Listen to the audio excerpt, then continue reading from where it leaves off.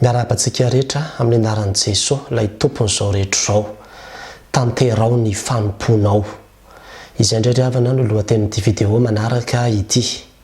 Tenin'ny Paoly io izay nambarany tamin'ny Timoty, voasoratra any amin'ny Timoty 2:4-5. Ary ilay fanompona izay ambarany eto dia tena ilay asa fanompona, asan'Andriamanitra, ministera mihitsy. Ny an'ny Timoty dia ilay maha evanjelistra azy, ny fitorinany filazantsara. Izay zany io nampirisihan'ny Paoly azy hoe tanterao ny fanomponao, ary baiko ilay izy.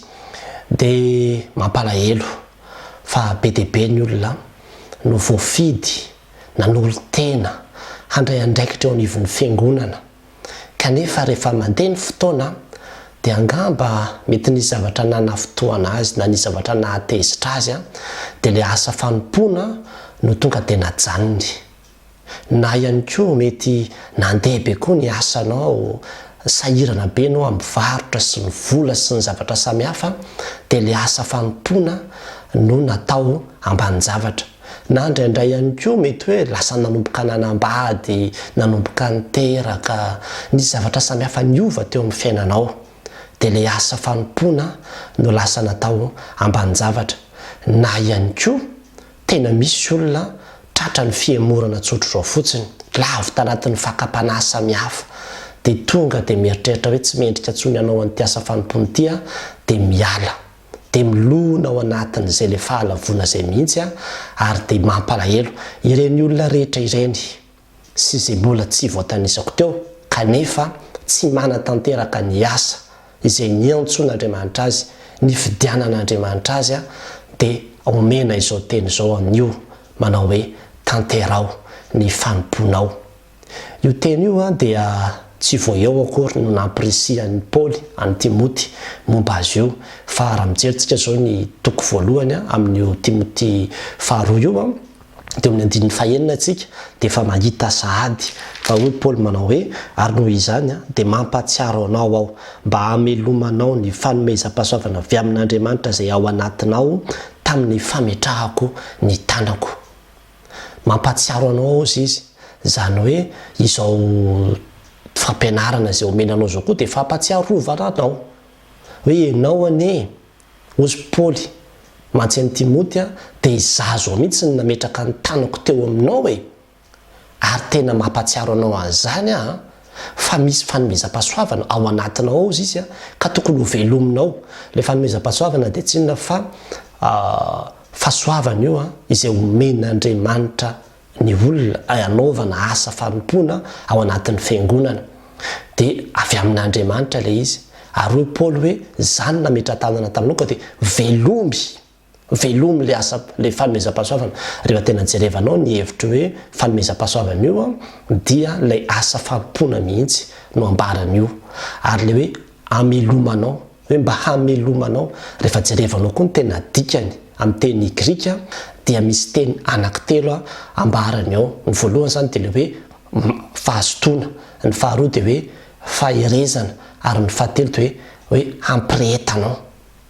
Zany hoe milaza zany Paoly hoe hampireheto, na hoe aoka ianao hafana fo, na aoka ianao hazoto, aoka ianao hahery amin'ny asa fanompona izay efa nanokanana anao, izay efa nanendrenanao. Ary sarobidy io fiantsoana io satria ambarany io ambanimbany io manao hoe izay namonjy antsika sy niantso antsika tamin'ny fiantsoana masina.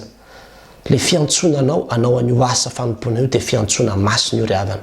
Ary ambaran'i Jesosy Kristy manao hoe tsy ianareo no nifidy aho fa izao no nifidy anareo ka nanendry anareo mba handeha sy hamoha ary mba hampahareta ny vokatrareo ka homendry anareo any an-danitra izay rehetra angatahanareo amin'ny anarako.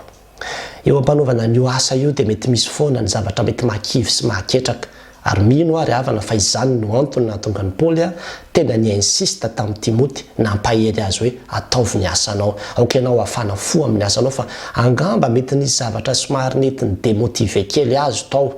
Anisan'izany ohatra ny mety hoe nifikatra amin'ny Paoly, satria izay no nahatonga ny Paoly eo ambany eo manao hoe aza menatra ny vavolombelon'ny tompontsika ozy izy sy ahim-pifatony ianao, zany hoe aza menatra no ny amiko ihany koa hoe migadra.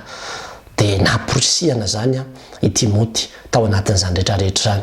Dia averika any hoe ny asa fanompoana tsy ho lany mihitsy ny sakatsakana sy ny olana samihafa izay atrehanao, ny fanenjehana, ny fanaratsiana sy ny zavatra samihafa izay ataon'ny olona mba hahatonga anao ketraka sy ho kivy tsy anao intsony an'io asa fanompoana izay ny antson'ny tompo anao io. Fa matotonga eo anatrehanao zao video zao dia miantso anao ny tompo hoe tanterao ny fanompoanao.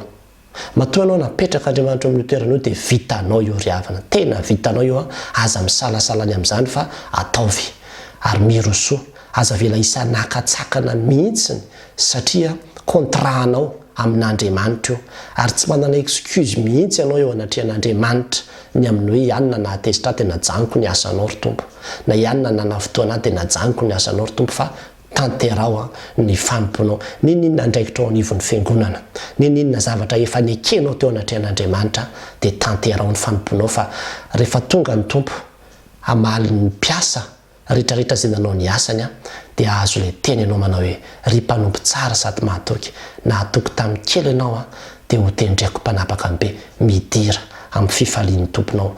Ary anisan'ny hira tena mahafinaritra ilay hira amin'ny firana FFPM 5:300 o miasasakaiza Jesosy no herinao, na misy mafy aza izy tsy andao dia matoky tokoa fa Jesosy mombanao ary izy vokatsoa ifalianao. Maro ny andro lasa izay tsy nanaovanao ary mbola be ny asa izay tsy vitanao, koa dia mitsangana mba hanao tokoa izao ahatotosanao tsara ny anjaranao.